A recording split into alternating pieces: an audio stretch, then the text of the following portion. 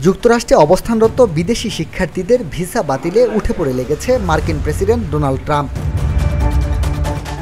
সাম্প্রতিক এক গবেষণায় এ তথ্য উঠে এসেছে।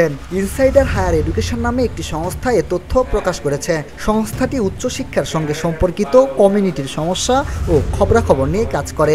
তাদের দাবি, সম্প্রতি কয়েকশো বিদেশি শিক্ষার্থীর ভিসা বাতিল করেছে ট্রাম্প প্রশাসন। তাদের বিশ্লেষণে দেখা গেছে, গত এক মাসে ট্রাম্প প্রশাসন খুব দ্রুত বেশ কিছু শিক্ষার্থীদের ভিসা বাতিল করেছে।